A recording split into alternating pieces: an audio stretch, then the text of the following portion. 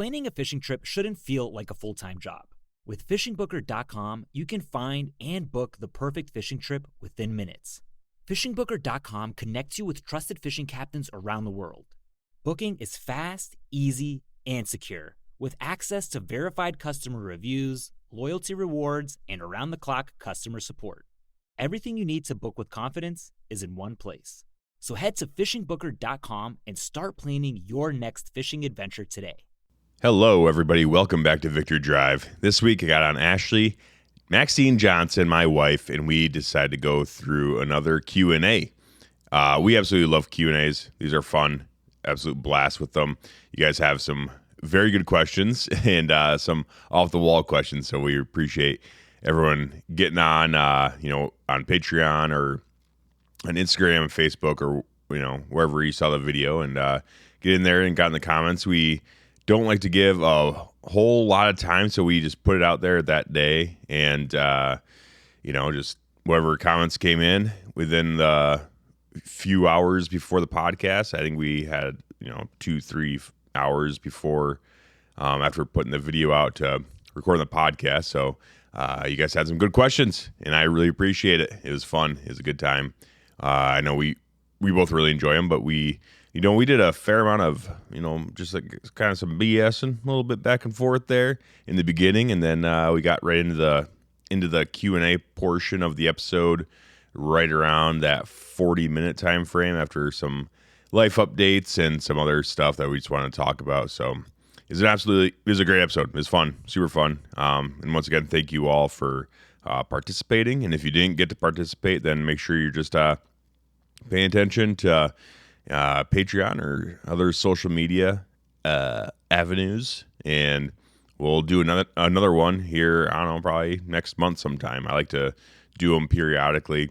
We don't really have like a set schedule for them, but they're fun to do every so often. So, all right, awesome. With that said, we'll go through the title sponsor of Victory Drive, Grizzly Coolers.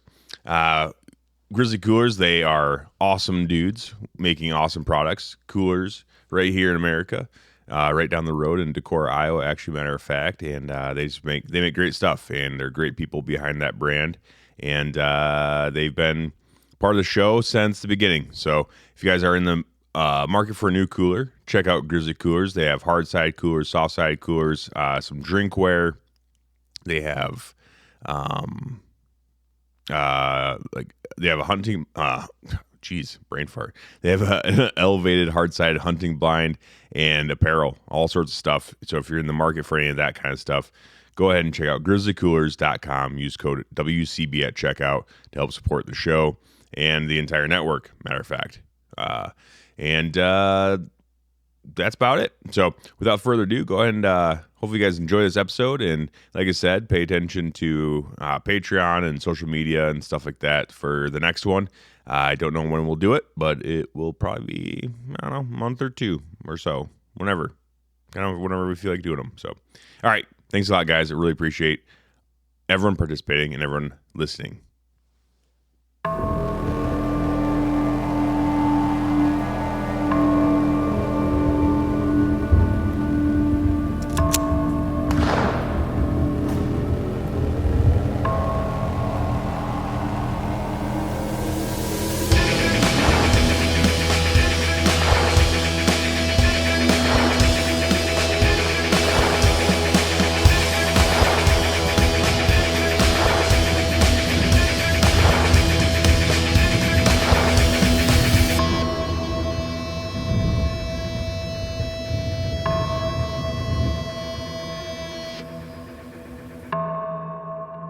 Happy birthday to you. Very good. All right. Like that little one I showed you of that that boy with Down syndrome, and every year for his brother's birthday, he puts on a Marilyn Monroe wig and starts serenading him like Marilyn Monroe.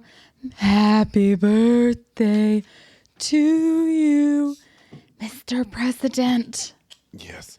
I wasn't completely set What up president here. was that, Reagan? JFK. JFK. He was the one. He's very big on sex. Do you think him Marilyn? Yeah. Really? Oh yeah. I think they were I'm pretty sure. I don't know. Now I'm Actually? talking about my ass. I mean, he can't sue me. Yeah. But pretty sure. I'm pretty sure that's like Was common he knowledge. scandalous? Yeah. Oh, I Yeah, didn't. they all were back then. I don't know shit about past or even really present presidents. Yeah, I mean, they all were back then, especially in the 60s and stuff. Like, I mean, have you seen... You think they were all having affairs? Oh, yeah. That's crazy. Yeah, I mean... Look at Bill. Well, yeah, especially the Kennedys. Like, that was a very well-known thing. Like, they like to fuck around. Who's they? The Kennedys. Like JFK, his wife? Robert Kennedy. Oh. No, the wives weren't allowed to. What fucking dick beaters. Yeah. Pretty sure that's a pretty well known fact. They'd have like Orgies? pretty big parties. I don't know about orgies maybe, but they all did back then. Like I think all of them did. That's why Wow. Clinton and stuff is kind of like, oh. Well, that's just crazy because he basically couldn't be president anymore after that. And now you're telling me that everybody used to. Well, cheating isn't against the law. It's lying under oth. It's called perjury. perjury. I was gonna say plagiarism. Yeah, I knew that wasn't right. That ain't it. The other big P word. I got a little frog in my throat. But it's I mean, he perjured himself. He lied under oath. That was the crime. The crime wasn't. It's scandalous that he was banging an intern. That documentary. Well, it wasn't even a documentary. I don't know what you call it. It was a dramatized. Yeah. What was that called? Reenactment. It was all about Monica Lewinsky. It was like her point of view of it. I never rewatch anything, hardly ever, unless it's like an old movie classic. And even then I don't do it a whole lot. But that one I've rewatched with you because it was really good. I learned a lot. I'm like, I don't really know shit. I know that there was an affair. But then I went down the rabbit hole of like watching Monica's old interviews. And like Monica had some screws loose up in the old noggin. Because like you watch some of her interviews that she did after the whole scandal came out, like back then. And she's still like cuckoo. Yeah, I mean, I don't know. Politicians, that's the thing about politicians. They're all fucking they're all like that. Yeah. Like, they're all terrible. It's almost like you gotta be. Yeah. But then I look at like JD Vance. That is a wholesome man. Right? On the outside. I don't know what he does behind closed doors. He grew up in Appalachia. Fun fact, JD Vance, his life story, what's that movie called? Shoot. The trilogy, the Hillbilly trilogy. Hillbilly Elegy. Yeah, there you go. Trilogy. There's not Right where I grew up, basically. He was in Lee County. The neighboring county is where I grew up. So, like, because Jackson, in the beginning of the movie, that's where we got our groceries from. It was our nearest Walmart. Mm-hmm. And, like, Jackson was still super small. Like, the Walmart that was there, it was tiny, tiny, tiny. But, yeah, so that's a great I don't know. movie. I don't know how wholesome he actually is. That movie was good. I mean, and his it's based high on the school book that he wrote, sweetheart. What? High school? College, whatever. His sweetheart. Yeah. I know. I get it. But it's, I don't know. They're just politicians. Hopefully the political world doesn't change him. And hopefully. I think it already did. You do? I don't know. I don't know shit. Vice president. It had to have. How did he get chosen? How does a guy go from being a never Trumper to being Trump's vice president? Being really smart and wholesome and making the right decisions. I hope so, because I don't know. We'll see where the political tides are next election cycle, but he's next in line on the Republican side. So yeah, if the Republican Party decides to put him in, then he's going to be the one running for election. And he's very well spoken, talks very well. I like the way he speaks. He's, good on a lot of the issues that are very important to me.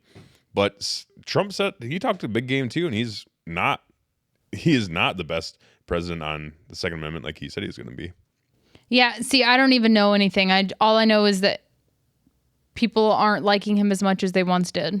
I don't know why. Because he ran on America first. He ran on all these things. He ran on, putting the American people first and fuck everybody else. Like, we're going to take care of Americans in America before any other country. And then one of the first things he does when he gets in office the second time is go to war with Iran. So that's the big thing that everybody's like, all right, Trump, fucking up. It's Iran. Oh, 100%. Okay. I would say it started with the Epstein list. He ran on. He'll produce it. He'll produce the Epstein list. Like, one of the first things he does when he gets in office is set it out. Like, but it's out now. It's out, yeah, not because he wanted to. It's out because Congress made him put it out. Did he give a reason why he wasn't putting it out? He said it was bullshit. He said it's pointless. It has it's not true. A bunch of shit's fake in there. It's too hard to sift through the bullshit, through the fake shit and the real shit. And he's just like, it's not worth it. There's too much bullshit in there. It's over. He killed himself in jail. He was the only one. There was a sex trafficking ring dealing with minors. There was, but he was the only one involved. Like, Trump actually said that? He was saying that stuff, yeah. That's crazy. To my knowledge, he was saying that stuff. And he really didn't want it out. He didn't want the Epstein list to come out to light. And Congress made him. Specifically, Ro Khanna and Thomas Massey. They were really like charging forward with it. They're like, we're not letting this fucking die. And then he released the Epstein list, and then he's like, oh, okay, well, guess what else is happening? Fucking Iran.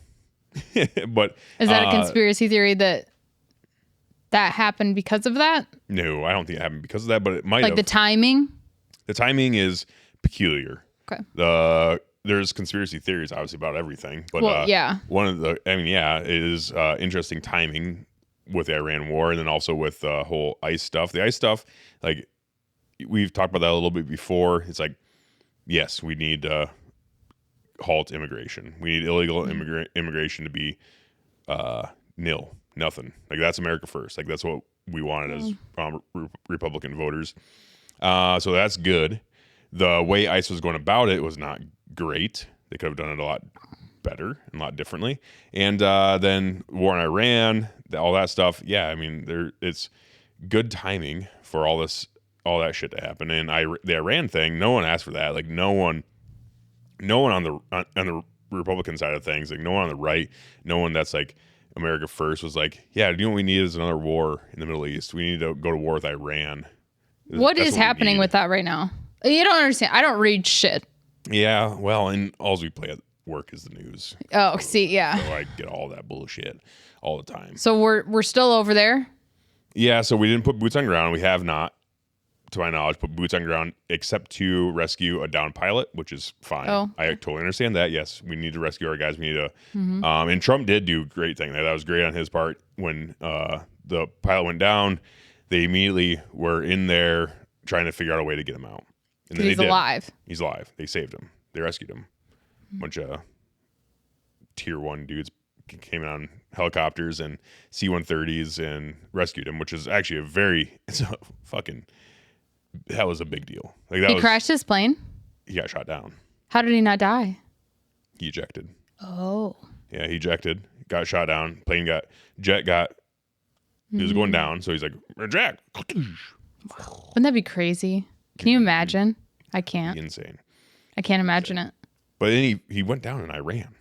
That, like, a place that we're not, like, where are you at landing? War with. Like, where did he land? Was there people around? In the middle of the desert. That's what I mean. But like, he got hurt.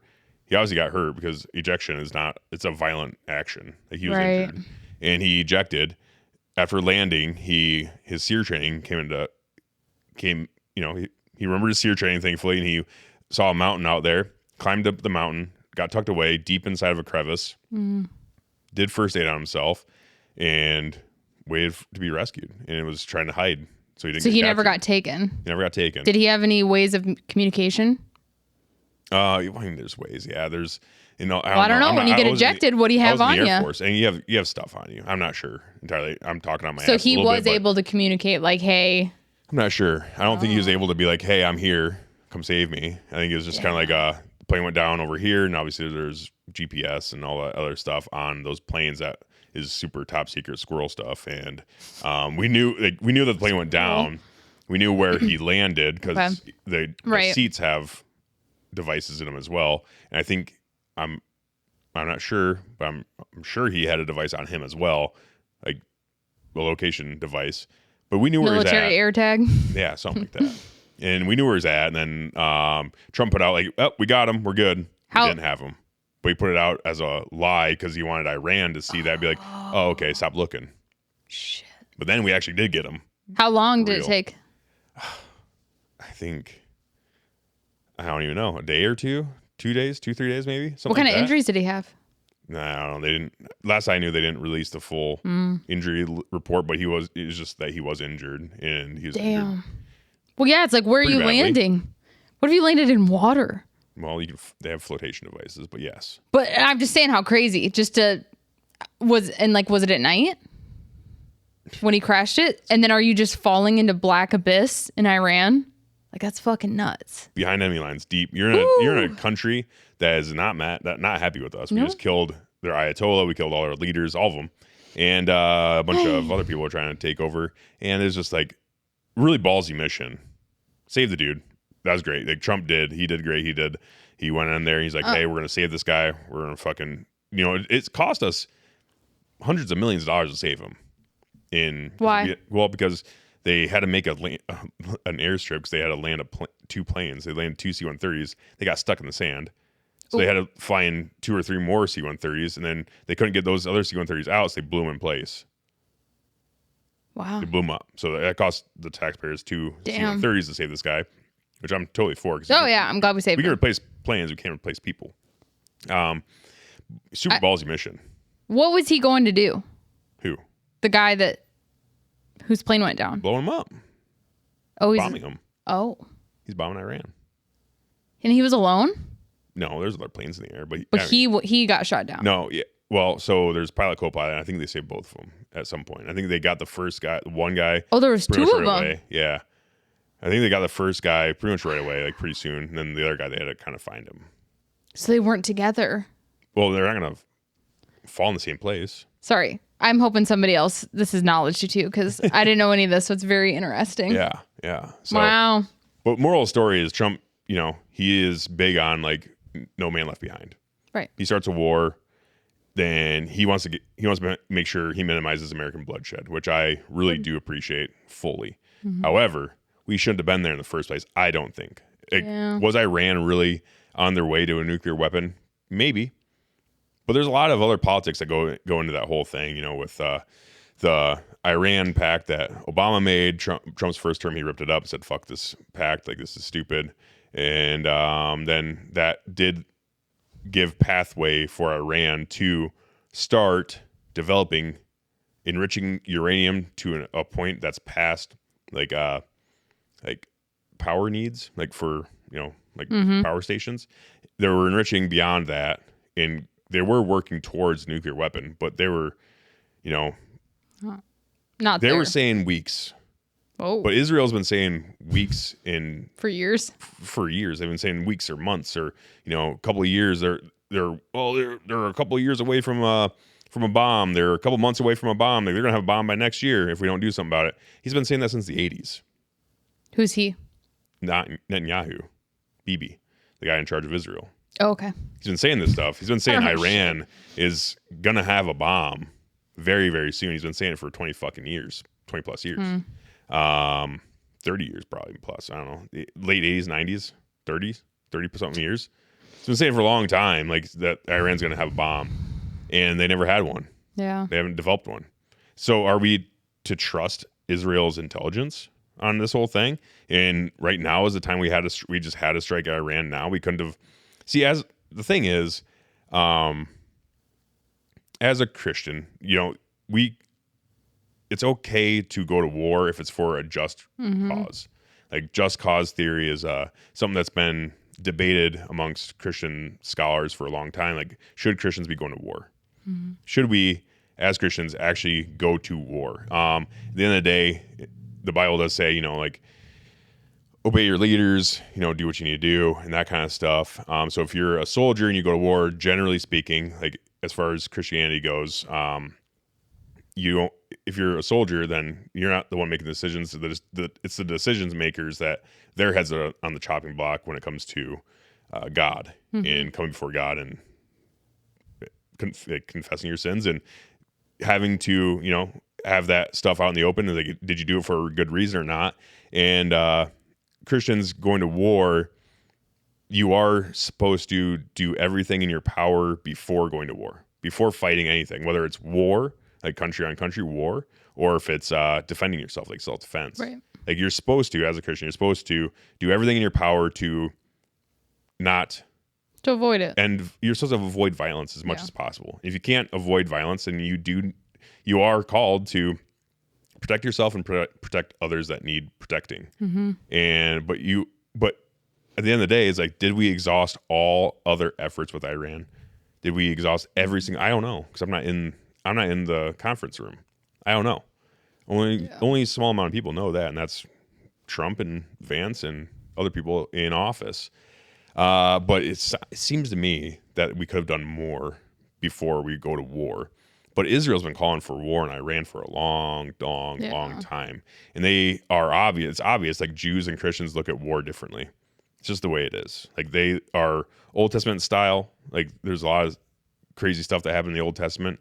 And Israel. That's what they're, that's what they're, like, they look at war differently than Christians do. But at the end of the day, Jews are only so much of the population, of the world, and they have a small country over there that we gave them after World War II, and we're like, hey, you guys can go over here.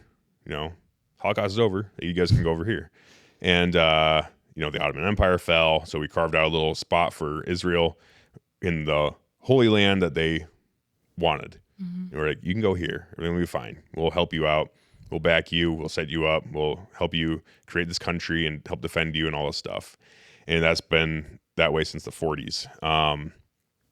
So basically, the Jews need Christians to defend them.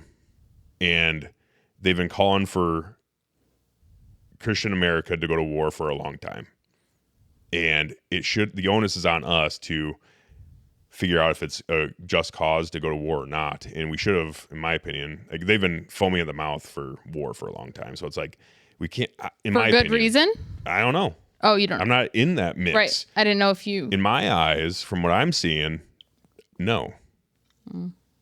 I think we could have done more to prevent war. I think we could have done more in the way of... Why do you think Israel wanted it? Because they want Iran out. I mean, Iran is not friendly to Israel. Right. Iran wants death to Israel. They do. Yeah, but they weren't doing anything. It wasn't self-defense is what I'm getting at. It wasn't defending their nation. Iran wasn't bombing. Now, you can say like they went a roundabout way to bomb Israel and attack Israel with terrorist organizations that Iran was funding. Like, Iran is a state-sponsored terror organization for sure. However, when you lay waste to a country, you're not killing just terrorists. Like I've seen it firsthand, and we've seen it as a country. We've seen it firsthand for 20 plus years in Afghanistan and Iraq. Like the most destruction in war, it's the civilians. It's the everyday normal people. It's they are the ones that have to pick up the rubble and grab their kids out of the rubble and do all this stuff. Like they're the ones dealing with the bloodshed. Yeah. The fucking terrorist extremists, like they don't give a shit. Right. So you need to be, in my opinion, we have the technology, we have the manpower, we can be a little more surgical in our removal of terrorist organizations across the world, and laying waste to an entire country, in my opinion, is not the way to go about it. But once again, this is coming from a nasty girl, an old Iowa nasty girl that you should be president. Only went to Afghanistan once and Kuwait once. So it's like, I'm not in all those briefings. I don't know all of it, but at the same time, like it just seemed to me like we didn't need to right then and there. It seems like there's a lot of other forces at play. There's a lot of politicking going around, and at the end of the day, I'm starting my own super PAC. Super PAC. Yeah, you know what PACs are? Super PAC? No. It's where if I start a super PAC, it's an organization that can take money from, because in politics, if I'm say Jacob Johnson's a billionaire, I can only give a politician so much money. Personally. Really? Mm-hmm. But do you know how much money I can give to a super PAC? Any? Unlimited. And do you know what the fuck is a super PAC? So they don't necessarily give money directly to that politician, because we don't want money to dirty our politicians up and make them corrupt and greedy. So we can't give them that much money. It's not very much at all. It's, it's like a few $1,000s or whatever it is. Okay. But a politician can have a super PAC set up for them. And that super PAC can take millions and millions and billions and trillions of dollars. And they can spend that money for the politician. As in like ads and running campaigns and stuff like that. Yeah. I've never heard of such a thing. Mm-hmm. Yeah, I took a government class in college. I was there for a little bit, but I took a government class. If I did, I don't remember it. Yeah. So you can start a super PAC and you can spend millions of dollars on politicians and, buy them airtime on Fox News or CNN or ads across the country, and we can. So who's setting that up? Just people that want to support them? Sure. Yeah. People that want to support them, maybe foreign countries. APAC is a big one. APAC is the Israel PAC. Like they're the American Israel lobby. So we're getting a bunch of shit. Wild. I don't know. It's wild. So, but what I'm getting at is I'm going to start a super PAC, and it's going to be Victory Drive Super PAC. Oh, for whom? Nobody. I'm just going to make a T-shirt with it's like super PAC, but it's like politicians are cunts. Nice. Hey, speaking of shirts, Patreon members, your shirts are sitting about 10 feet from me. Plan on packaging them up about tomorrow. I still have a short but very relevant naughty list of people who have not sent me where to send these t-shirts. So do that, please. I want to get you your t-shirt. They're really cool. They're very cool. I like them. Cool I like them a lot. Good segue out of politics. Thanks. You were losing me big time. I know. I try real hard. Well, so like a little backstory on me. I used to do a podcast with my brother, and is a political podcast. Yeah, this isn't Victor Drive was never meant to be a political podcast, but in the gun world, you get wrapped into politics a little more than I like to. At the end of the day, they're all terrible. This all started with Marilyn Monroe. Yeah, I know. But another segue is my birthday today. It's your birthday. And yesterday we celebrated. Yes, we did. Big 3-5. So I to do this on here. Charlie and I, Saturday.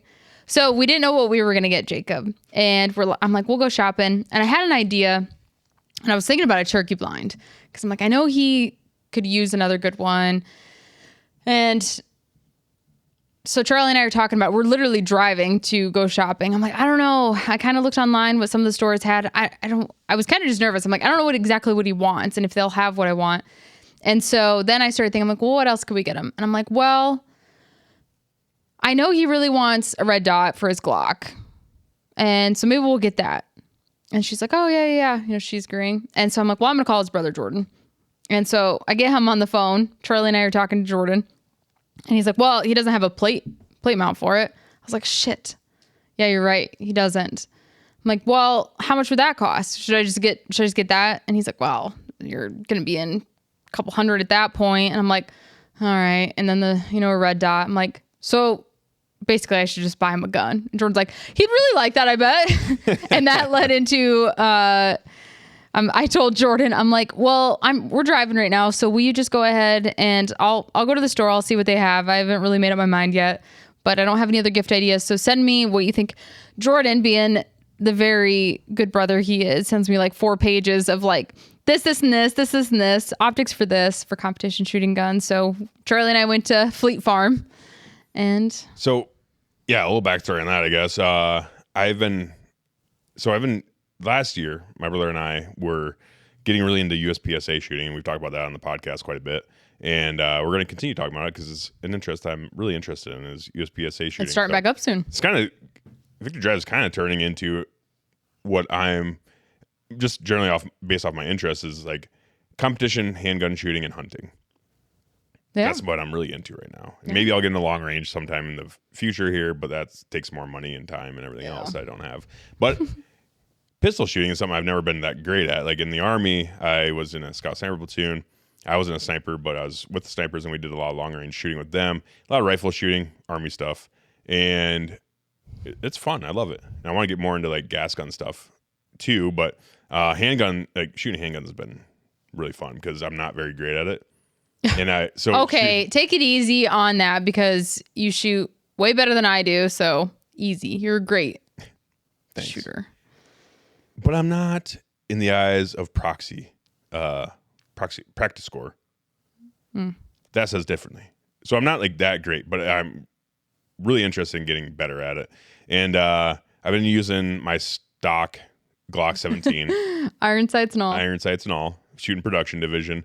And my brother keeps hounding me. He's like, you need to get a fucking optic. I'm sick of you shooting production. And I'm like, no, we'll see, kind of thing. Ha ha ha.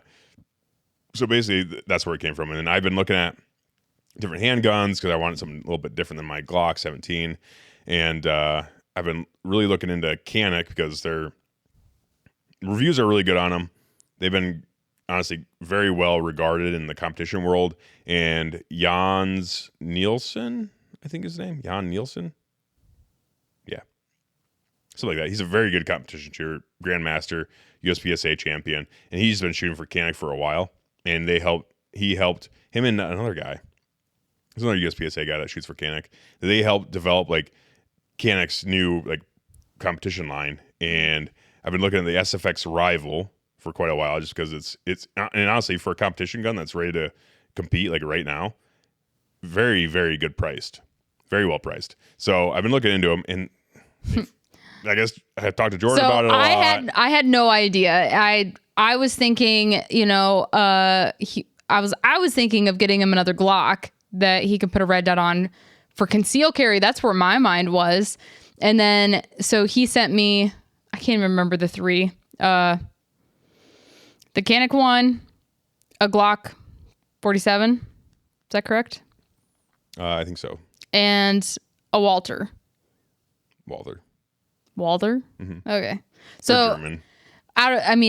They were much more descriptive. So Jordan sends me those. I'm like, okay. So we get to Fleet Farm. They didn't have a Glock, and they didn't have a 5-inch barrel. Walther. Yeah. It should be Walter. They're German. Okay. Walther. But they did have the Canik SFX Rival. So we got it. And she's a beaut. I'm not going to lie. Steel mags. I haven't shot it yet, but steel mags, honestly, very well balanced too. And it's a 5-inch barrel, what I wanted. So I can take this and I can put the iron sights back on it and shoot production if I ever decide to go back to production for some reason. And then, so they got me the Canik SFX Rival, and it's awesome. It feels really good in the hand. The texturing is good, and I've been playing around with it since yesterday. But Jordan, so Ashley and Charlie got me the gun. Yeah. And so then I'm talking with Jordan. I was watching it. Oh, sorry. Well, then I was talking with Jordan. I'm like, okay, well, I want him to have something with red. Like this all started with, getting an optic on it. And he's like, well, I know he really likes the Vortex something XL. Defender XL. And he's like, and I have one that I'm not using. I'm like, oh shit. Okay. Well, I'm like, maybe we'll just buy that from you and we'll have the whole setup. He's like, or maybe I can just like give it to him. I'm like, well, we'll see. So we had a lot going on this weekend. We had Jordan's graduation from the academy. And then so Saturday night we had his little dinner celebration for it. And while you were in the bathroom, he came up to me like, hey, so like, what do you want for that? He's like, I'm just going to give it to him. I'm like, what? I'm like, that's a really big gift. He's like, I know, I'm going to give it to him. I'm like, okay. So then yesterday we had all the family over for birthday supper. And so it was so cute. Jordan and I didn't know, I knew how excited I was to give it to you. And then I was over in the living room, and I was getting ready to walk upstairs, and Jordan comes over and he's like, hey, when are we going to give him the gift? I can't wait much longer. I'm like, I know, I can't either. So that was fun. Yeah. But so they got me that, and it's awesome. I don't know. I haven't shot it. Like I said, I haven't shot it yet, but it looks really nice. The trigger on the trigger is real nice. Like everyone talks about the Canik trigger, and the Canik triggers have been good for a long time. Like that's one thing Canik always did well, is they wanted a good trigger in a gun that is moderately priced. That's not, $1,500. So the trigger feels, for a striker fire trigger, it feels really, really nice. Like you have a nice wall. You have a nice little bit of creep in the beginning, and then it's just wall, and then it breaks. For anybody not watching, he's got it right now. It breaks so clean, but it's I mean, it's 18 round magazine. It was 19 rounds, 18 plus 1. And yeah, so they got me, Ashley and Charlie got me the gun.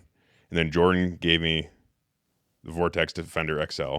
And I'm not lying, I wanted a loophole just because I love loopholes, but the Vortex Defender XL has such a big window, and that's why I really wanted for competition. And the Delta Point Pro has a really small window, which the Delta Point Pro is still great, but it's definitely meant more for like putting on like a 45-degree mount on your LPVO for rifles and stuff, or whatever else, but it does have a smaller window. I like the Defender XL because it has a really big window. Like, I love people it. watching, they can see it. It's not pointing at my head. It's pointing next to my head. But it has a really big window, and the dot is really clear. And I like Vortex. Like, they're good.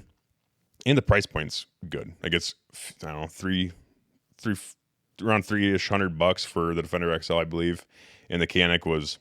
and that was the other thing. So we get there, and it's the only one they had out of the 3 that Jordan sent me, and it was on sale. It was for $629.99. Yeah, I think they usually retail around $700. So yeah, that's good. And it comes with all sorts of goodies. I want to get into the whole box and stuff, but we should do a review on it. Yeah, we'll do a video review because not everyone listening to this podcast is watching it. Yeah, this will be on YouTube. Yes, but don't know when exactly it'll be on YouTube, but yeah, it'll be on there. But this is just a little short and sweet, like my birthday gift, and I'm so excited for it. And it does have it does have a fluted barrel, which I don't know, whatever, but it's sick. And it actually even comes with this little this fucking holster. And it's not like I don't like the holster. This fucking microphone. The holster's not great, but it comes with it. Yeah, it came with a lot of shit. For coming with it in the box, that's a nice holster for. Even the case it came in, like she brought it out. Now, let me just go on a quick little rant. So, we obviously, with all the firearms we have in the house, Charlie's grown up around them. We teach. It's fine. Sorry, I kept bumping with my hand. It was bothering me. So if you guys heard that, I'm sorry, but it was really bothering me. So we've always taught Charlie, gun safety, and it's kind of ingrained in her, and it's been a priority in our house. And it wasn't even that long ago that we, were really showing Charlie more about like checking if a weapon's loaded. And specifically, Jacob was telling her, he's like, yeah, and someday when you go to a gun shop and, immediately when you walk in, you're going to be treated however you're going to be treated as a female walking into a gun shop. And you want to look like you want to know what you're doing and show them that you know what you're doing. So we've gone over all of that stuff. So her and I, 2 ladies walking into Fleet Farm, and this was such a great experience for her, truly, because she got her very first time, because she hasn't been with us. No, she hasn't, to buy a gun at all.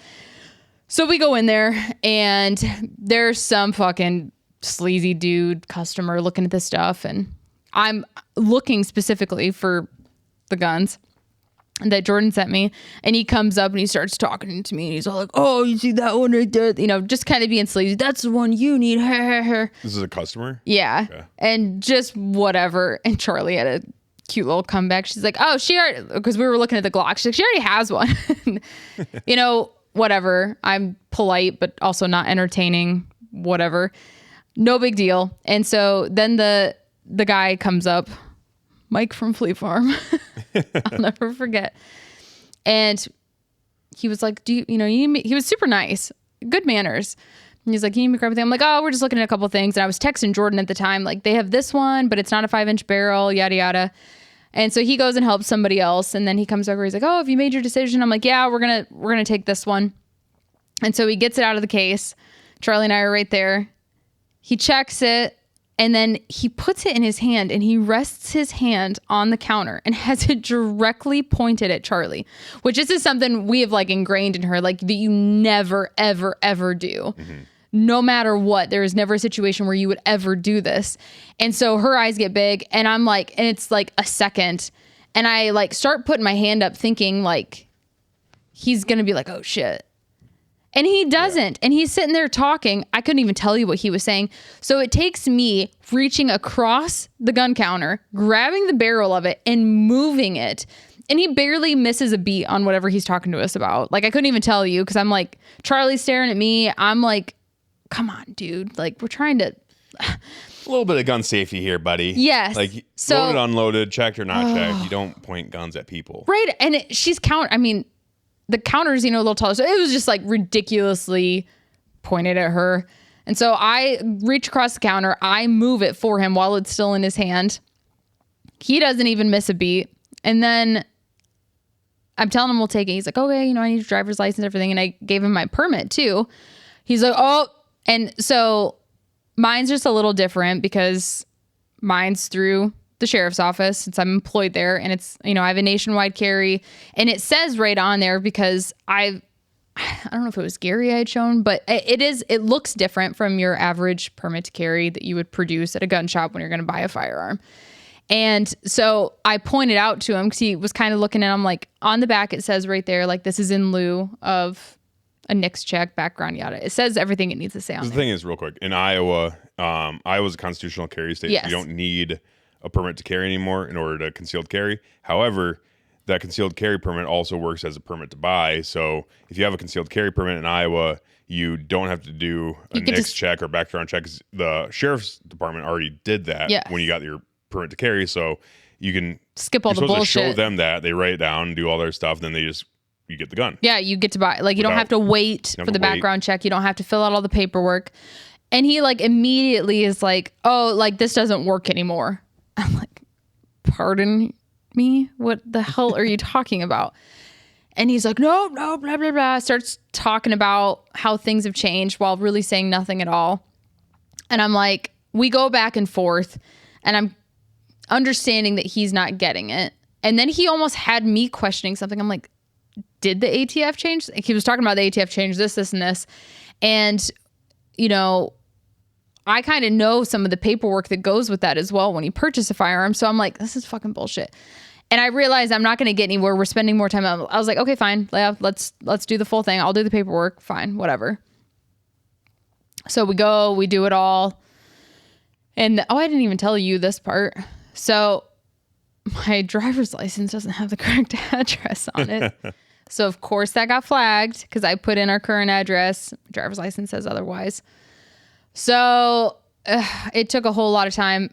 Once we got it all corrected, we're out there waiting. And then he even comes up to me and says, he's like, yeah, he's like kind of apologizing that I had to go do it all. I'm like, well, I just don't understand like what has changed. You haven't really told me directly what's changed. He's like, I even had somebody come in the other day that was in law enforcement. I had to do it with them. I'm like, so you didn't look at my permit at all. You didn't listen to a word I said. You have no idea what the fuck you're doing. No. So after like an hour, everything was... It's not like that. It's that big of a deal. It's like you do your background check and all that stuff. Then you wait an hour or two. Yeah. And it usually comes back and it's clean and you're good to go. But it's the fact of the matter that you sitting around waiting for it to come back is like a pain in the ass. Yeah. So. But Charlie got to see firsthand what we're always teaching her, pretty much what not to do. And yesterday I was really proud of her because she wanted to see it. She's like, let me see that again. So I show it to her. And every time I handed it to her, she checked it. She pulled it back and checked to make sure there's nothing in there. And then pointed it. It's like, oh yeah, this does feel nice and stuff. Yeah. Like she has a handle on it. She's very respectful with gun handling and that stuff. She's a lot better than a lot of people out there. Yeah. Especially even people that work at a gun counter in Fleet Farm. But I get it, like I don't know. You get what? I get that they can't hire someone that's like super competent for every shift. However, like proper gun handling, you should have that under wraps. Yeah. If you're going to be working the gun counter in Fleet Farm, you shouldn't be doing that. And it's so sad too because I see this old guy. I'm like, oh, I was almost excited. It's like, oh, because mainly the thought going through my head is you always talk about how you want to be a door greeter or work at the gun counter at Fleet Farm when you get old. Yeah. And I'm like, oh, it's an older guy. Like, this is going to be a fun little experience. Oh, fuck, he was a moron. Yeah. But, oh well. So, typical fudge shit. Like there's stuff on the internet all the time about working like at a gun store and how they suck. Like it's a known thing that gun stores and people behind the gun counter at Fleet Farms and Academy Sports and stuff like that. It's like a lot of times they have no idea what the fuck they're talking about, and they'll always tell women, especially, they'll be like, "Oh, you need this little pea shooter and stuff like that." And then a woman, first time buyer, wants a self-defense handgun, concealed carry gun. They end up walking out with like a 38 special revolver, hammerless revolver. They go to the range and they shoot it. They can't hit the broadside of a fucking barn because it's got a 2.5-inch barrel and it fucking kicks really bad, recoils really bad, and it's really snappy in their hand. I'm of the mindset like women need to, just like anyone else, women need to get a full-size handgun, shoot that for a while, get competent with it, because the recoil impulse is so much different because it's full size and stuff like that. Get a bigger gun than what you need. Those smaller, snappier concealed carry guns are nice to conceal, but they're snappy and they're a bitch to shoot. And it's especially those little fucking revolvers that they always sell to women for some reason. Yeah, I don't know why. Stupid Revolver. And I really do want, so for when I personal carry, I've got my Springfield Hellcat, and it's too big. It is so hard for me to carry. I have a nice holster I got for it. If it's wintertime, sure. No problem. But we get even into spring and I just have a t-shirt and jeans. I cannot conceal it. It is not unless you decide to wear something baggy all the time. Yeah. And it's not like I'm wearing ridiculously tight clothing, but I mean, even the way women's clothing is, especially right now, things are more high-waisted, and you would think that because what I really want is I can't even think of the company. Oh, it's a really good Lace strap. Yeah, basically, but it's almost more corset. So it really hugs into like the rib area and kind of uses that area to conceal better. Your boobs. Your boobs? No. Oh. No, almost like in between the crevice, like underneath your ribs and in. I really want one of those. They're expensive. I've never bought one. What I carry right now. Now, I'm really, for the most part, against purse carrying. Yeah, me too. 99% of purses that they sell in Bass Pro, I just looked in Bass Pro when we stopped the other day. They're awful. And I've had some moms especially ask me about it. I'm like, that gun should never be anywhere it should be attached to you. Like it should not be in a bag. That's an awful idea. I'm so against that. Well, you put it down and then walk away. And if you're a mom, especially, what are kids always doing? They're getting in your shit. They're looking for the candy in your bag, or they want to grab your phone, whatever it is, a tissue out of your purse. It's just a terrible, terrible idea. We set our bags down. They go in the stroller, whatever it may be. So I'm really against that. However, it's slow as fuck, by the way, to grab. If someone's attacking you, like, oh, let me get my purse quick hang on. And fucking grab my gun. Right. So, but I do really like fanny pack carries.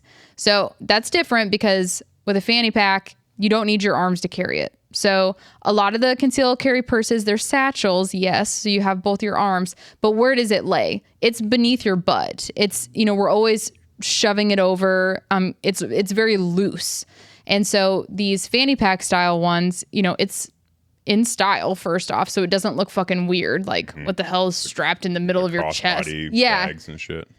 And we went to an outlet store and I got an Under Armour. It's like a fanny, but it's kind of one of the longer ones.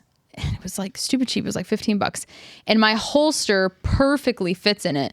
And so that's what I'm using right now. But I really do want a more compact firearm that I feel like I can get proficient with. That's not ridiculously small, but you're also a lot better shooter now. Yes, I feel like I'm at the point where I want something smaller just to conceal carry because it is so difficult for me. For training wise, it's like starting a first time gun owner with a really small, compact, snappy little handgun is probably not. It's just not the smartest thing to do. I don't think.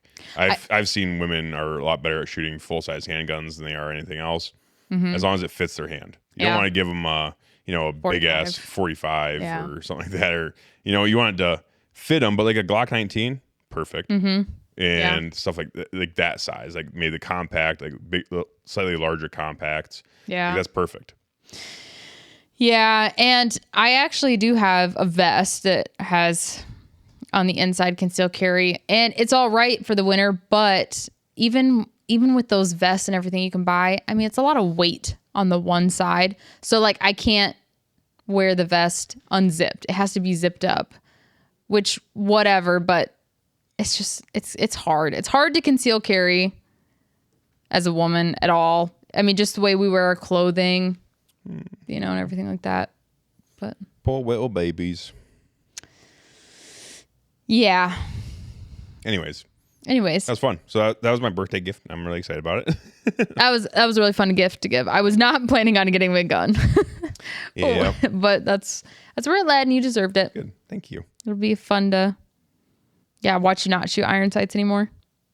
Yeah, it's gonna competition be style. style. I'm gonna fucking I know. out that motherfucker. I know. I think the only time I went out with you and Jordan last summer and felt real good was when you guys were shooting, what is it, like 70 yards, shooting that plate, and I got it on my first try. Yep. That one felt real good. I mean, I didn't hit it the 9 times after that, but I did hit it the first time. Yep. We might have hit it, a lot more than that, but we didn't get the first That was shot. a Jordan's gun. Which one was that? Because I liked that gun. Was it really heavy? Was it tan or black? Tan. Okay, that was his Smith & Wesson MP. I liked it. Mm-hmm. Had a nice trigger. Very nice trigger. He put I think he put an Apex trigger in it. So it's very nice. Really nice trigger. I don't know. Probably think I'm no gun connoisseur here. I don't know. $200-$300 trigger. Excuse me. Holy shit. Sorry, guys. But yeah. Anyways, let's get on to the Q&A. Yeah, my phone's blowing up over here. Farted around with this stuff. We posted a video. Posted Patreon first about doing this Q&A, and then I posted a little video on Instagram and Facebook about doing this Q&A. So we're about 47 minutes in. So if you guys want to skip ahead through all the other stuff, you don't. Here we are. It's a great conversation. Okay, Patreon. If they just heard that, then obviously they didn't skip ahead. Right. Okay. All right, let's get in. I haven't read all of these because I don't let Jacob read. Well, I'm like, don't read them. And he's like, no, I won't. But I glance. Okay, Tyler Dollison. Who are some of your 2A/hunting friendly recommendations for the upcoming midterm here in Iowa? What? For politicians? He does not elaborate. Again. Who are some of your 2A/hunting friendly recommendations for the upcoming midterm here in Iowa? I'm assuming he's talking about the midterm elections. Probably. Well, because we're a big governor race in Iowa. Kim Reynolds is retiring. Yep, she is. So we have a big governor race going on. We did just spend a little bit of time in politics, so here we go. He's talking about the midterm in Iowa, so I'm assuming he's talking about politics. I don't know. I think Ashley Hinson's still running again. I think she's running for re-election. I heard this guy, Josh Turek, he's running as a Democrat for Senate. I don't know much about him. I haven't really looked into that a whole lot, but I have been keeping an eye on the governor race because I feel like in Iowa it's pretty well set. Like the Iowans, first of all, Iowans are really good or bad about re-electing whoever's in office. Like Chuck Grassley's been in office for like 100 years. He's a vampire. He's been alive for 1,000,000 years, and he's been in office for 100. He's old as fuck, and that's because Iowans are like, well, he's doing a good enough job. Let's keep Leave him in. So I think the people running for re-election, they're probably going to get re-elected. Like I said, Iowa has a very good track record, or very long track record, whether it's good or bad. If you're a Democrat, it's bad. If you're a Republican, then it's good. But a long track record, long history of just re-electing whoever's in office if they're not doing a terrible job. So as far as the governor race goes, since it's an open race, since Reynolds is retiring, there's a lot of Republicans running because Iowa is pretty red. We used to be a purple state, but we're pretty red now. It's been... I don't think there's a single Democrat in office right now, actually, in the state of Iowa. So, with that said, there's a lot of Republicans running. There's only one Democrat running that I know of. And out of the Republicans, I'm leaning towards Zach Lane. I think he's cool. He seems like he has a good head on his shoulders. He hasn't talked about guns a whole lot. His big thing is cancer rates in Iowa and getting clean water in Iowa. I think he's focusing on that stuff more because that is an issue. In the state of Iowa, a few years ago, we passed an amendment to our state constitution, really solidifying the Second Amendment as a state honored right to bear arms, and it's going to take a supermajority to get that nixed from the state of Iowa. So I feel in the state of Iowa, I feel really good about the Second Amendment and our culture here in Iowa, and it's going to take a lot to get that nixed. For any gun laws to get passed in Iowa, it's very hard. It's a very big uphill battle. So I feel really good about the state as a whole right now. So as far as governors go, I can see why Zach Lane hasn't been talking about guns a whole lot, because he's like, well, it's solid. Good. We're good. We don't need to talk about that. It's not a fight that needs fighting in the state of Iowa, but the fight that does need fighting is cancer rates and clean water in the state of Iowa. So he's really focused on that, trying to get our water is dirty. Trying to get clean agricultural practices solidified. He's not trying to screw the farmers over. He owns farmland. I don't know for sure if he farms himself, but he has farmland. He grew up in a family of farmers. Like, that's his big thing. And Iowa being an agriculture state, that's a really big issue. And our water is dirty as fuck here because of the agricultural practices that have been going on with glyphosate and all sorts. So I'm not a farmer. I don't know a whole shit ton about that, but I do know that we do have very high cancer rates, and that's due to a bunch of different issues with the amount of granite we have in our ground and the water that we have in Iowa. So that's a really big issue for him, and I get it and I understand it. And the other big issue for him is culture, the culture of Iowa, and keeping Iowa with Iowans. So he's really big on that, and I really appreciate that kind of talk as well. So I'm leaning towards Zach Lane because I think I like the way he talks better. And Randy Feenstra, he's running for governor. He was a senator, or maybe he was in the House, or he's a representative in Iowa.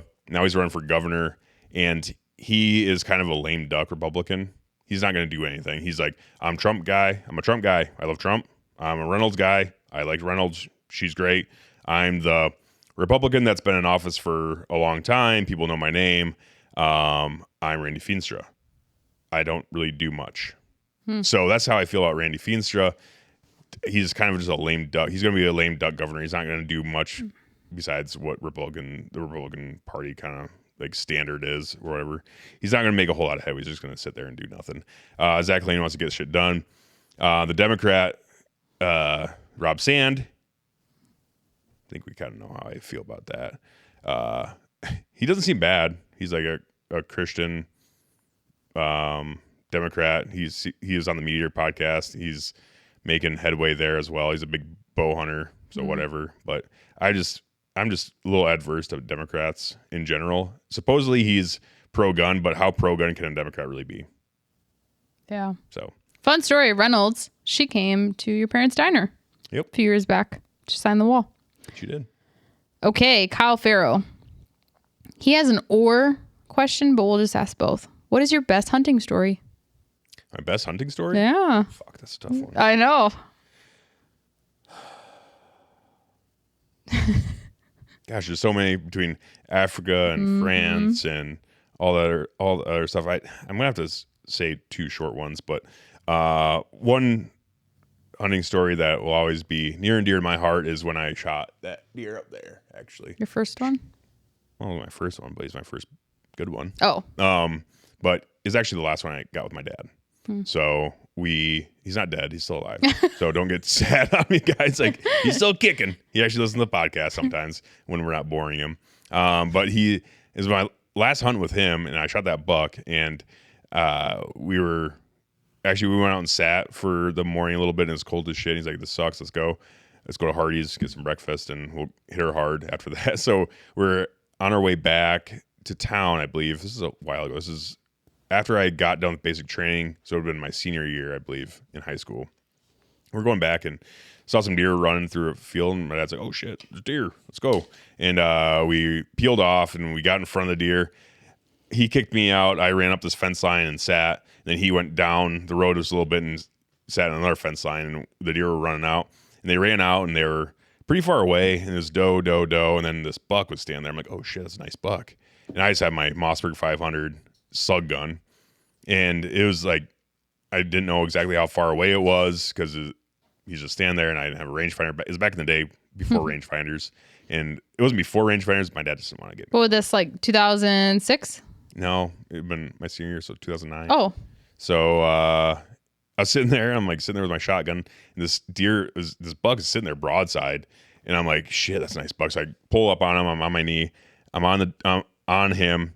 I'm looking at him like, I don't know. He's kind of far away. Like, I don't know. And then I heard my dad from the other fence line. He's like, I just hear him yell, shoot him. And I'm like, shit. And the deer looks over at my dad. And I'm like, fuck, okay. So I get down.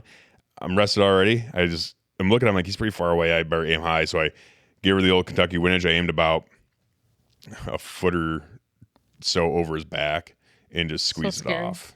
And after I squeezed it off, he ran down and there's this ever so slightly of a knoll, a little hill right there. And he ran on the other side of that and I didn't see him anymore. And then some more deer ran by. I'm like, shit. So I shot at another doe and missed.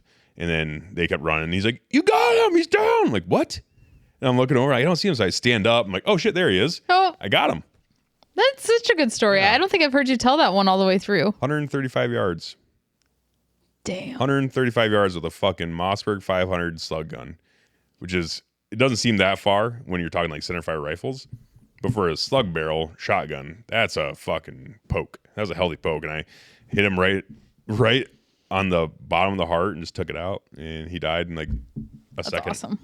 And then went out there and we're looking at him like, holy shit, this is a nice deer. My dad's like, this is awesome. I'm like, oh yeah, cool. We're field dressing him, getting him gutted. And I'm like, well, now we got to get you one. Dad's like, nope, I'm good. This is awesome. I'm like, sweet. Aww. And we're sitting there and the farmer was driving by. He's like, you guys get something? We're like, yeah, I got this deer. And he's like, want me to get the tractor? I'm like, yeah. So he comes out with a tractor. We load it in the bucket and he dumps it in Dad's pickup truck and we drive back home and we're done. That's a great story. Yeah. And then the next one's a little bit longer, but we'll make it short. But when you shot your wildebeest, we've told that story before. That was so much fun because that makes the list. Yeah. Oh. Like you already shot an impala, so you already got that out of the way. But the wildebeest, you showed a lot of resolve. And I was sitting there doing my best as a camera person, and it took forever. You were sitting there waiting, being super patient, and you ended up making a good shot. Well, you made a shot and killed the animal. He died right away. But we've told that story when we were talking about Africa in the first place, so I'll make it short. But that was awesome. Like you showed a lot of resolve, and you stuck through it, and you already got busted on that zebra, and then another wildebeest, and you're having a rough go of it, and you killed that impala, which is amazing. And that was really close, but that was you made such a good shot, and it's so fast and everything else. But yeah, the wildebeest, you had to show a lot of resolve for him. Like that was awesome. That one, yeah, I just remember like there was a lot leading up to it because after I missed that zebra, I mean, I did not anticipate my confidence to plummet like it did. Yeah. And I didn't really know how to navigate that hurdle because, I mean, this was my first time hunting. And when you go to Africa, it's not like we're, doing a whole season or anything. This is all like day to day. And then I still have never posted it. I don't know if I can. I should. But then that wildebeest that I had a perfect shot on, and I watched the footage back. I'm like, what was I doing? Why did I not fucking shoot it? And it just, I was so trigger shy from that, missing that zebra. I was just like petrified of making a bad shot. Well, and you know how tough wildebeest are, and you don't want to make a bad shot. And we were on the ground, not far from it. No, so there was a lot. So yeah. How far was he, you think? 70, 80 yards? Yeah. He's pretty close. Yeah, he wasn't far. It was nerve-wracking. Yeah, so then... But you gotta post that. Like when we put together the actual full African... Someday, guys. Like hunt. We're getting there. And I think this might be a good time to talk about... We're going to do these hunt videos because we have a lot of hunting content.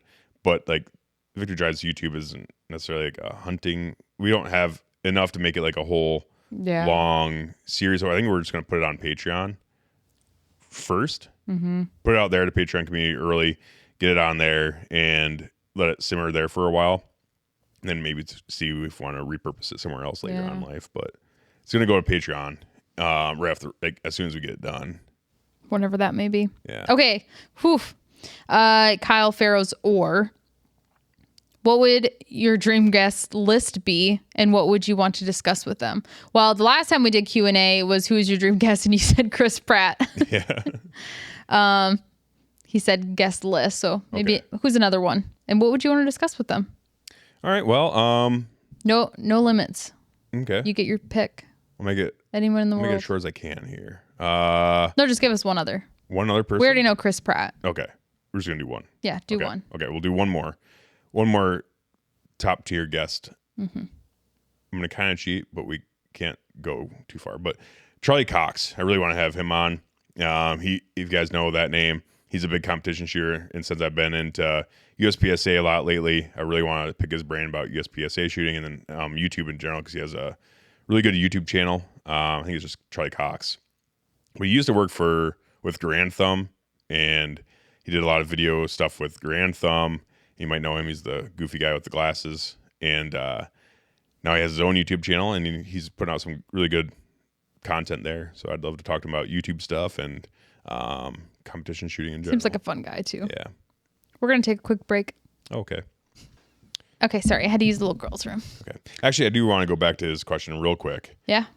This is a vague answer to Kyle's question as well. But I also, as you guys know, politics-wise, I'm more on the right. But I would love to get on well-intentioned, like someone for like the left, a Democrat or something like that, on maybe a couple different people, and talk about this kind of stuff a little bit with them, and kind of get, because actually I really don't like to be in an echo chamber. I love like the Victory Drive community and what we've built here, like being pro 2A hunters essentially. And I'd love to get on like a Democrat that is maybe looks at stuff a little bit differently than me, and just have that conversation. I'd love to have that conversation with someone that's well-intentioned. That's the big thing. Because I don't want to sit here and have like somebody that's actually intelligent and has reasons for their... Well, they can be stupid, I guess, but it's just like they have to be well-intentioned. I don't want to sit here and have like a debate or something, or talk about this kind of topic with someone that's not well-intentioned, someone that's just going to be not understanding, not like just closed off in their thoughts or whatever else. So that'd be kind of fun too. It would be. I mean, even with our podcast with Father Stephen Gadberry, it's like, we're not Catholics, but it was such a good podcast and ask questions. It's fun to have conversations with people, just in different walks of life. Stuff you don't necessarily understand, even if it is something like political like that, just to be open-minded and hear people and understand. Isn't there some kind of saying where it's like, the road to hell is paved with good intentions? Oh, no. I was thinking something along the lines, not this. Okay, now it's just going to sound bad, but isn't it like, it goes in line with like, this is going to sound ridiculous now. Keep your friends close, your enemies closer. Like you should know more about the people that don't think the same things. Yeah. You know what I mean? I mean, you could definitely have said it nicer. That's the only thing. But you're right in the sense, like it's like it does feel like they are the enemy, and it feels like I'm the enemy to them. Right. You know what I mean? It feels, because America's so divided. So it'd be nice to close that up as much as this little podcast can do. For the most part, we're ignorant to a lot of their why. And like Sean Ryan, he's reached across the aisle. He's had Ro Khanna on his podcast. He's had Gavin Newsom on his podcast. The one thing I love about Sean Ryan is that he lets the guests go. One thing I can't stand about Sean Ryan is that he lets his guests go. So it's a double-edged sword. But that's his style, and I respect it. Yeah. I respect him as a podcaster and as a person, but he did not give very much pushback on Gavin Newsom. I would have loved to hear just a little bit more debate, or maybe not even debate, but like asking clarifying questions like on some of the shit he was espousing. Yeah. So I just do things a little bit differently than he would. Very good. Logan Rose, you must have you sent out pictures of your new gun? Just you know. He said, "What are your plans for the new Pistola? We need all the details." I think we probably pretty much covered that. Yeah, we did. Yeah. But I'm gonna shoot it. I'm gonna shoot it a lot, and I'm gonna compete with it. Yeah. It's gonna be fun. It's gonna be great. Alexandra, after experiencing hunting in Africa and in France, would you be more excited to A, hunt in a new location overseas, or B, hunt a new location within the U.S.? That's a good one. Yeah, it is. I know what my answer is. Yeah. Man, I have a lot of bucket list items I want to do. It involves both those things. So whatever comes first. I want to go across the pond. Open-minded. I want to hunt stuff back at home. I'm going to focus more on stuff back at home for the next year or so. I think until something pops up. But I think New Zealand's pretty high on the list. Pretty high on the list For where we both would love to make our next big trip over the pond if the opportunity presents itself. New Zealand or Argentina or somewhere with a giant red stag would be sick. She also has on here, keep up the good work. Also, piggybacking off of last week's episode, have you read American Insurgent by Phil Rabalius? Rabalius? He goes into detail about the exact scenario you were talking about with Canada. Might be an interesting read if you have time. Oh shit! No, I haven't, but I will. Dakota Harmoda. Real quick, thank you. Also, by the way, That's very sweet. Very nice words. Okay, Dakota Harmoda. I'm not asking that one. Oh, come on. Oh, you want me to? I don't know. How much wood would a woodchuck chuck if a woodchuck could chuck wood? If a woodchuck could chuck wood, the wood that a woodchuck could chuck is the wood that a woodchuck would chuck if woodchuck could chuck wood. Okay. Yeah. On Patreon, I promised them we'd ask all their questions. There you go, Dakota. So, yes to that question. Aaron Fedler. No question, just saying you guys are awesome and killing it. Aw, thanks, Aaron. You're so Big sweet. old Grizzly Bayo. Okay, heading over to the Facebook. Uno momento. You want to do Facebook first or Instagram? Well, I'm already on Facebook. Okay. Brett Darrow.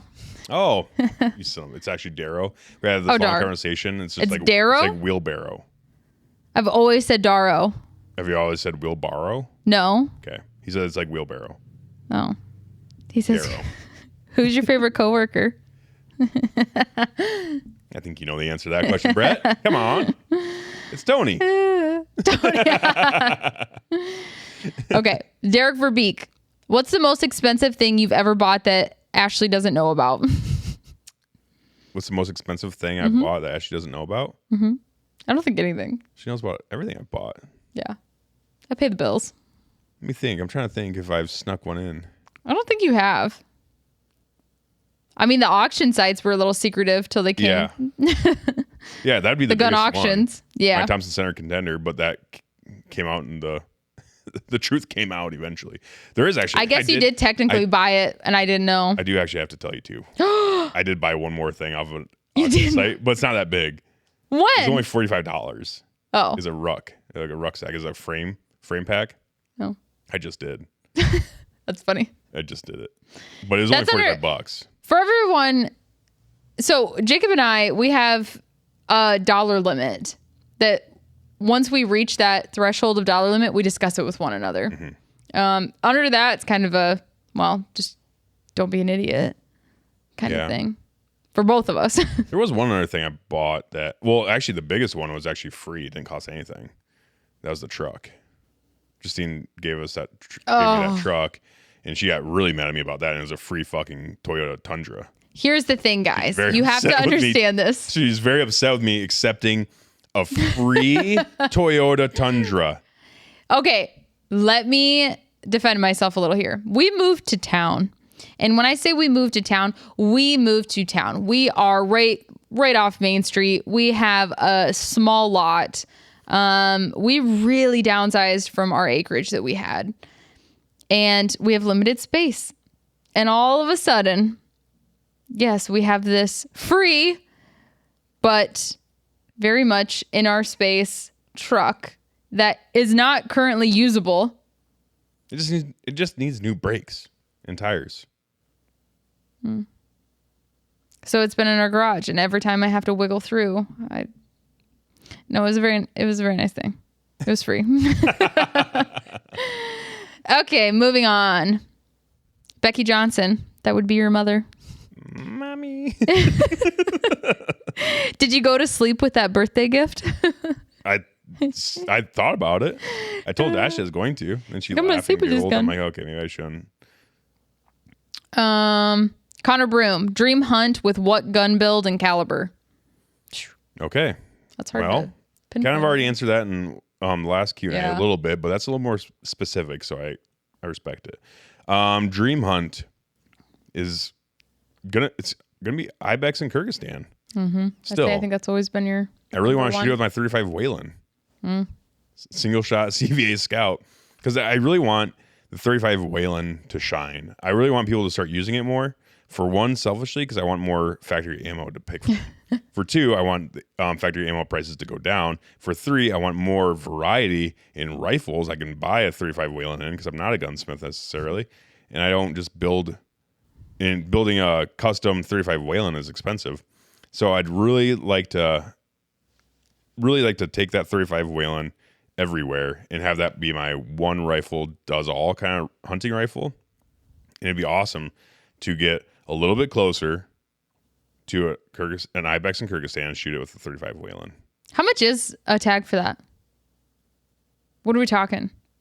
Is it like insane? I think it's between 10 to 20 grand. Oof. Not insane, but not cheap.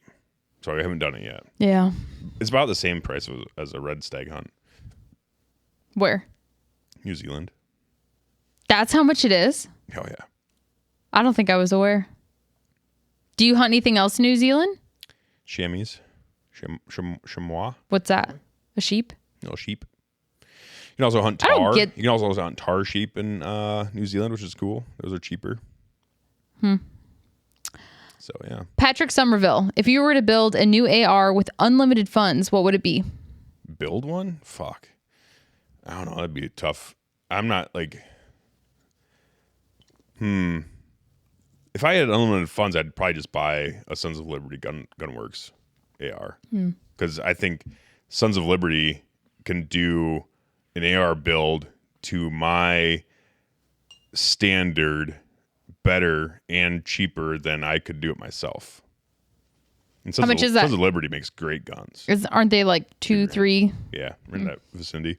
So Sons of Liberty, if I had a blank check right now to buy an AR, I'd buy a Sons of Liberty.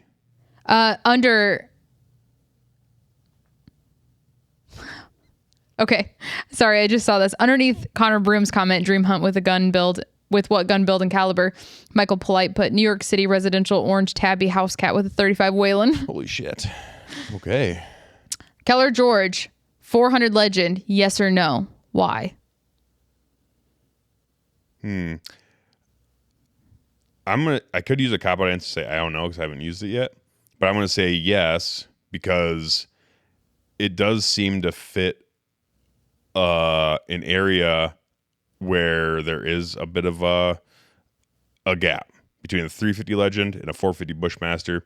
There is a little bit of a gap there as far as effective range goes and recoil impulse and younger shooters and female shooters and that kind of thing. 350 Legend is great for kids and women because the recoil is very easy to handle, but it is not the best when it comes to killing animals, like killing deer. It doesn't have that ass behind it like a 450 Bushmaster does. You hit a deer with a 450 Bushmaster, which I've killed quite a few deer with my 450 now. It just puts them down. It just fucking thumps them. 350 Legend, it doesn't kill them as fast. It doesn't kill them as well as a 450 Bushmaster does. So the 400 Legend, I think, does fit in that middle ground of a little bit less recoil, a little bit more manageable, and as far as much stuff as I've read on it, it has much higher killing power than like a 350 Legend. I made up some terms there, but I like it. So I think it's great. I think it's cool. My friend at work, he actually bought one, and I'm really excited to hear how it handles with him, how it kills deer. Joshua McCarthy. Yeah. Long one here. Buddy from the Army. Bro. Okay. Turkey hunting is so difficult for me. I had 3 days to hunt this past weekend, and they dropped in 3 different areas, 3 different days, in 3 different fields, each day moving in a different direction. All 4 toms would gobble when I called, but they would not come off their hens. Just expand on that, or don't, as much as you want. Help me. Laughing faces. You suck at calling, dude. No, you might suck at calling. You might be making enough noise for them to gobble, but not enough. You might not sound good enough for them to want to come in. That could be an issue, or it could be an issue that they just don't want to. They don't want to leave hens to find hens. So the best way to go about that is to go to them, or wait it out until they're off hens. It's really the only options you have. You either go to them, either if reaping is allowed in your state, you can try to reap them with behind a tom decoy or something like that. What's reaping? It's where you hold decoy in front of you and just move at them. Oh. And stay behind it, and then they come to fight the decoy and then you shoot them. Some people think that's cheating, but I've tried it a couple times and it's failed every time. So maybe I suck at reaping, but I don't think that sounds like cheating. I think that sounds very difficult. I don't know. It hasn't worked for me yet. It's like whitetail adrenaline shit. Yeah. Like they do it for deer. Yeah. But Southerners don't like it.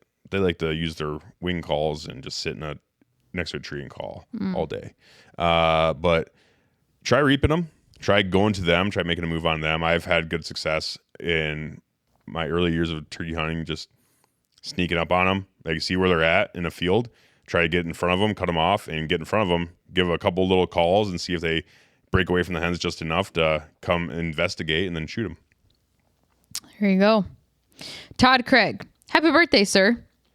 First question. Squat, bench, deadlift. If you could only do one for the rest of your life, what are you picking? Squat, bench, deadlift. I know what you'd pick. I think. I know what you'd pick. Well, squat, bench, deadlift. I mean, I love benching. I'm a man, but I'd pick squat. If I could only do one. Oh, I was so wrong. I thought it'd be deadlift. Wait. I lied. It would be deadlift. I'm sorry. I was going to say, really? Deadlift, no. Squatting is that's tough. A lot of people say squatting is king, but I think deadlifting is, if I could only do one, after thinking about it a little bit harder, if you could only do one, deadlifting definitely hits more muscle groups. So yeah. Let's say you've always. You're right. Sorry, I failed. Okay, number 2. This is a wild one. If a horrible accident happened and Ashley and all the WC boys died, you are now single and all alone, what WCB gal are you hooking up with? I apologize if it's a horrible question, but this is what makes it fun for the listeners. Who asked that question? Todd Craig. You're right. That is a terrible question. A horrible question. First of all, I wouldn't hook up with anyone, and I would keep Victory Drive going, but it'd be very sad. It'd be a very sad, somber Victory Drive. It'd be like, probably me. I'd cry probably on it a lot. And then I might turn into, I don't know, a right-wing extremist. And whoa! I don't know. Yeah. I don't know what happened. Crazy. It'd be. I can't think about that. All right, over to Instagram. Jake DeLee. Oh, this one's for me. Ashley, I recently asked at Biddy Boosh, which I'm assuming is his lovely lady. What? Biddy Boosh is Rachel Bushak. Oh, guys, I don't get on Instagram enough. Okay. I recently asked Biddy Boosh these questions, and she danced around them like a professional.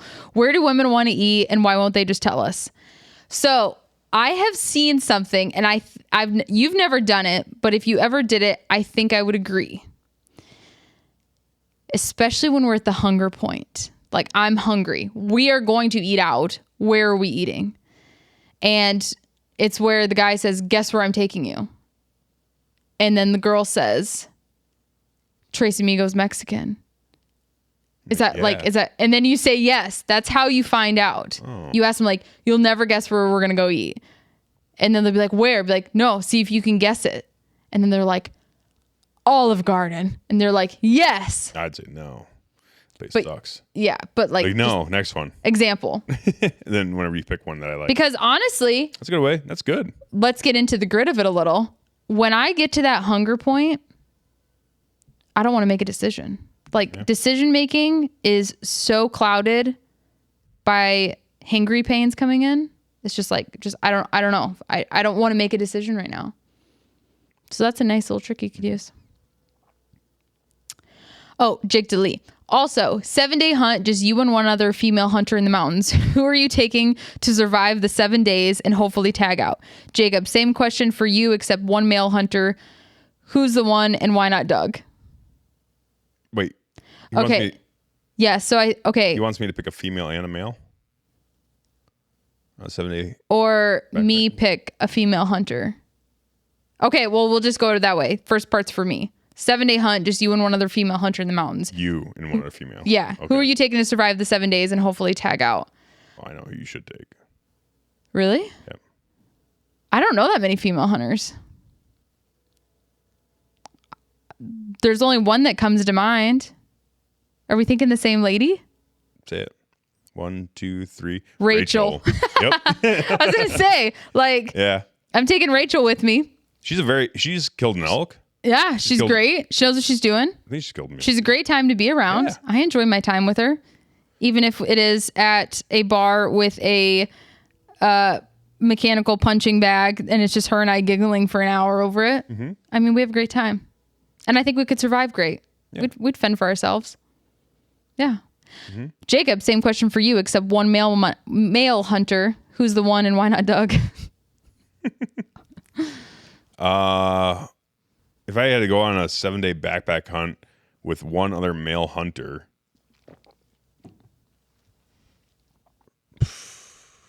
that's a tough one. If we have unlimited funds for this hunt, I'd take probably Matt Moon because he's been my longtime hunting buddy. But if he can't go because he has 25 kids and the schedule doesn't line up, then I take Justin Trees. I was thinking you'd say Justin, because you and Justin have gone on some pretty adventurous backpacking hunts. I know he's down for anything. Oh, he's yeah. Like fucking, he's in shape. He's ready to climb some mountains. Yeah, he's always in a good mood. Like, even very positive person. I'd take him. Even if there's him or Matt. Bear spray incident. Yeah. Yeah.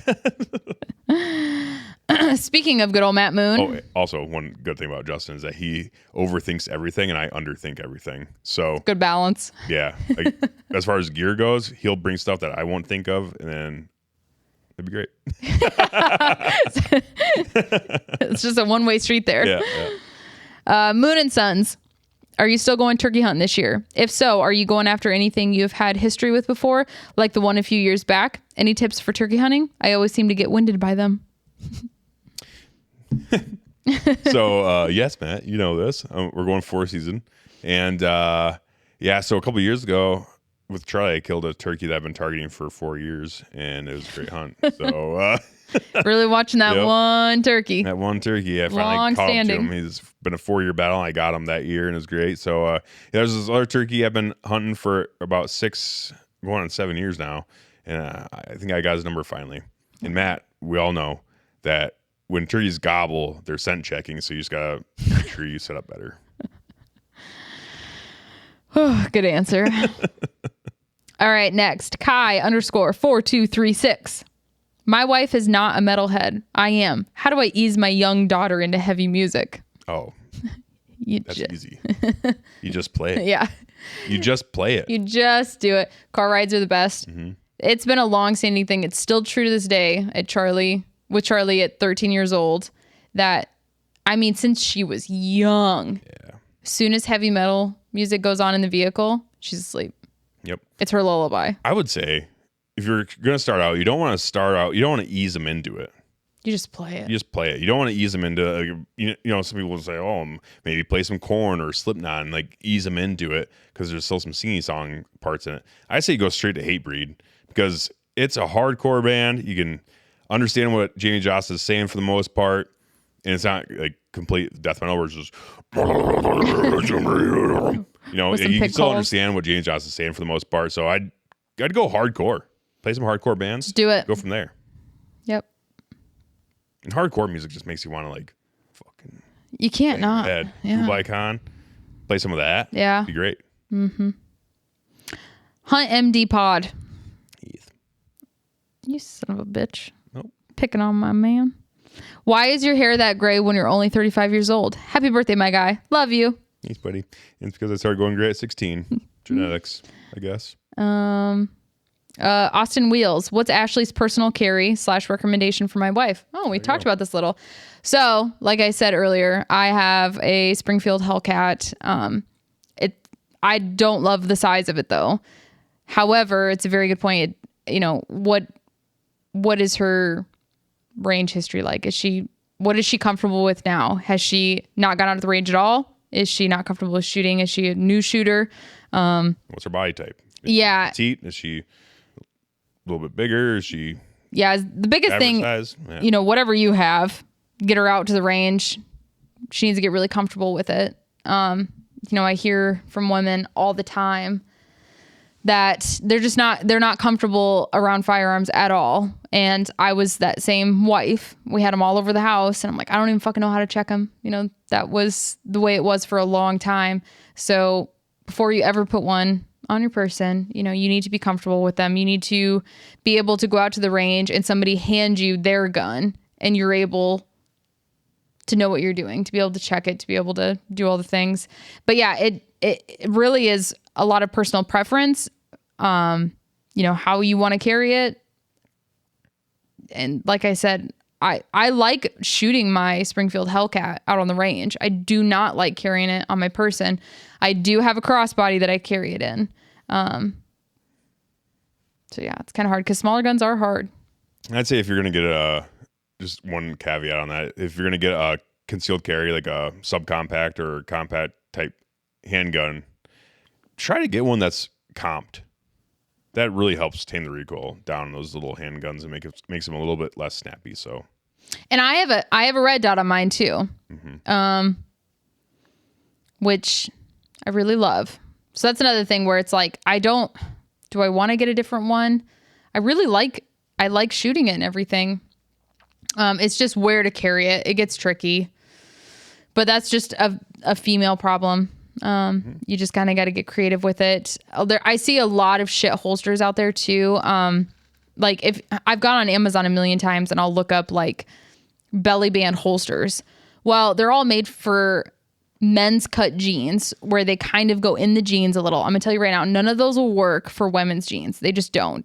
It'll sit the same way that just an appendix clip-on holster will. So there's no point in getting that. If you're gonna end up doing like a belly band one, I like the ones that are they kind of look like a corset, but it's more in the rib area. They're making a lot of holsters now too for like yoga pants and stuff and high-waisted jeans where they go down into the yoga pants because they're stretchy, so you can just pull them out. Yeah, I don't think I'd like those.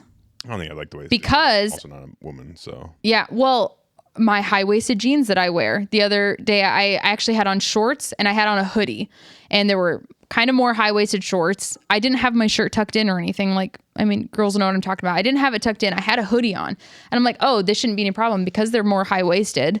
I'm just going to put it right in the front. It was 10 times worse. So then I think about like the yoga pants and stuff like that. I'm like, it either needs to be like mid-rise jeans, you have a coat on or something like that that's going to hide the bulge, or you need to go higher. You need to, what? I was just going to say, you can talk to Michelle Obama about hiding a bulge. Jacob.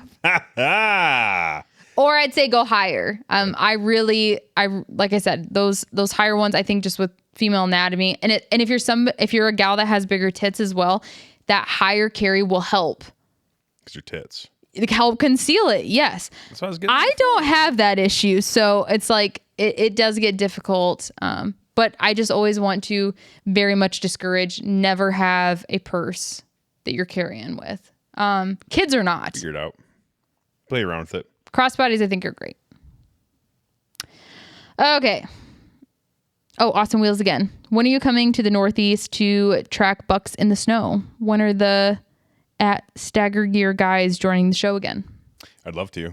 I haven't talked to them a whole lot. I need to get up Northeast. That'd be awesome. That's been honestly been pretty high. I'd say top 10 bucket list North American hunts is big buck track in the Adirondacks.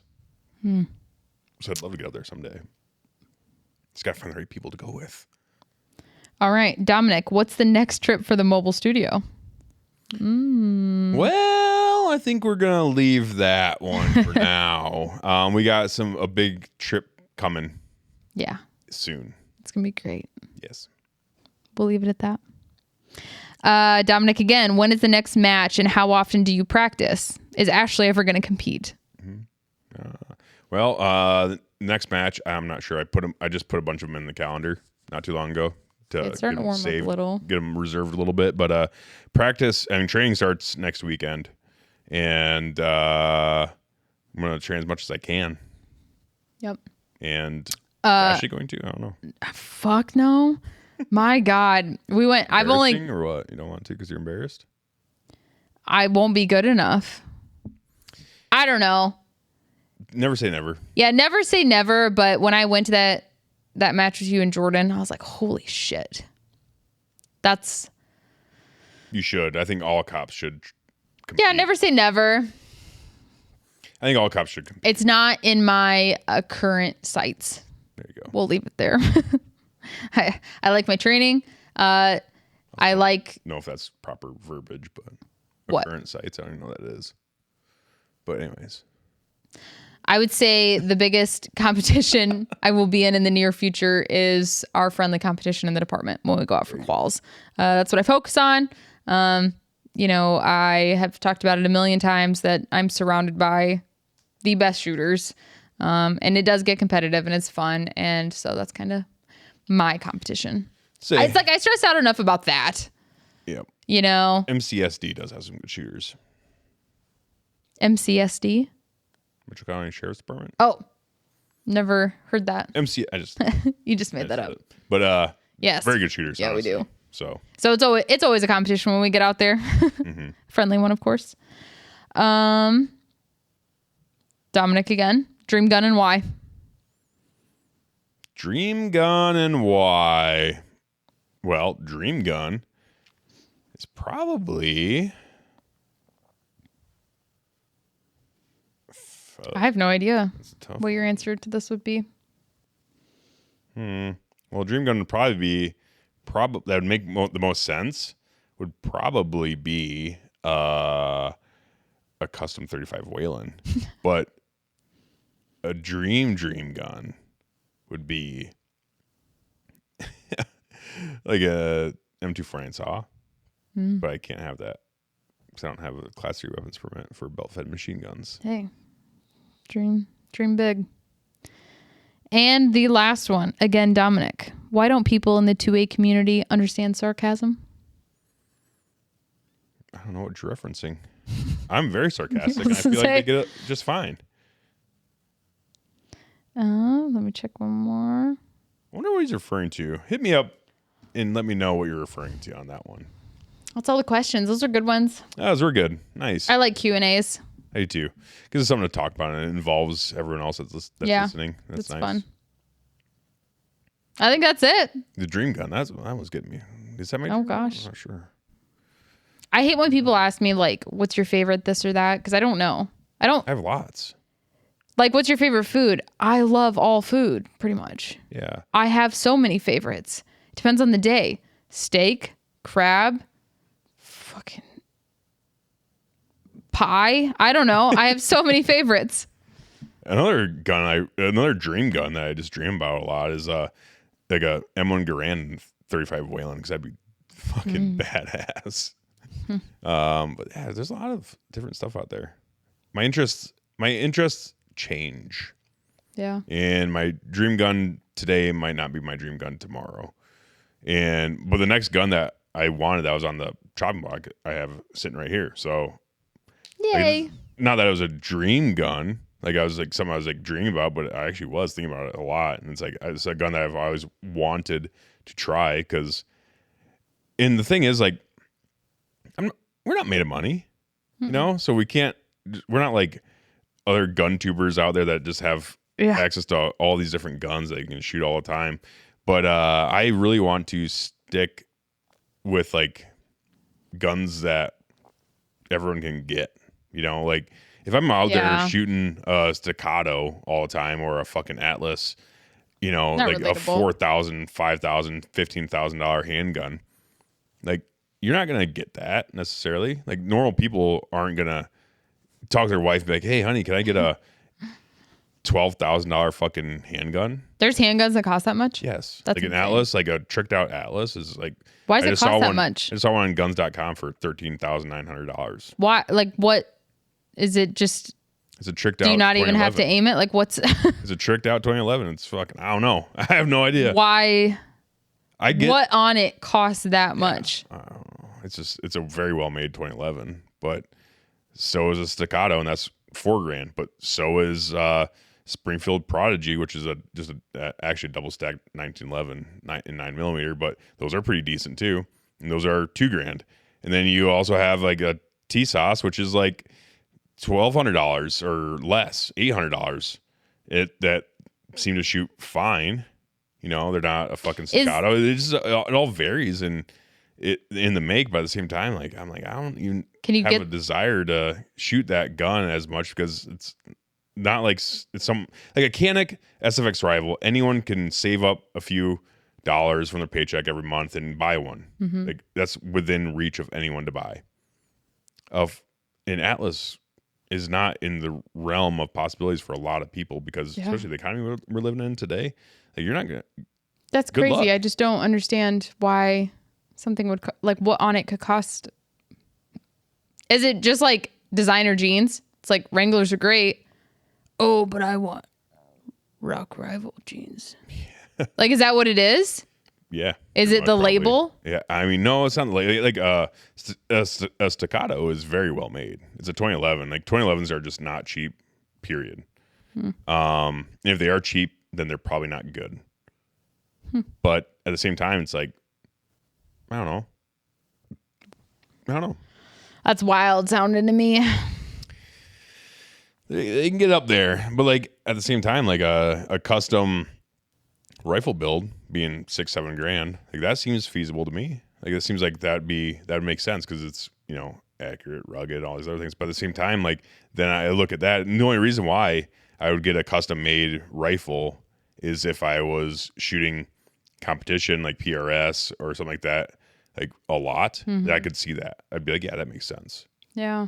And I could save money and buy one in a few years or something else, But as far as like hunting goes, like why would I buy a Gunworks rifle for $5-6 when I can buy a Tikka or a Ruger American that shoots pretty well? Like shoots well, like they're accurate rifles. Like production rifles are getting so good. I can buy a $600 Ruger or a $700 Tikka and build on that action and upgrade the stock, and we're off the races. We're doing good. It's a rugged rifle. It's not super expensive. It can get beat up in the mountains and still be good and still accurate. Or I can buy a $2,000 Bergara and put a nice scope on it and use that fucker and just have that. Or I can buy a $6,000 Gunworks for I don't know why, It's insane. Unless it's a caliber that is very hard to get, like a 35 Wayland, because no one makes fucking 35 Waylands in bolt actions anymore. And CVA was supposed to, but they haven't yet. Now I want to have the opportunity to take these ridiculously expensive guns out to the range. I want to see is there a hype? Is there a hype? Like, okay, I kind of get it. Or is it just like, I don't get the hype? I know. And I do want to do stuff like that. I mean, maybe in Victor Drive YouTube land, we will buy a Staccato. We'll find one to shoot. Or find someone that has one. Yes. Shoot it and do something. Yeah. But yeah, that'd be fun. Just to see what the hype's about. If it's worth it. Yeah. Okay, awesome. Well, I think that's it, birthday boy. Thanks, guys. Thanks, Ashley. 35 years around the sun. Halfway there. Halfway? Yep. What the hell? Halfway there, Don't say guys. that. Hey, stay tuned. You only got a few good years left of me. Oh my gosh.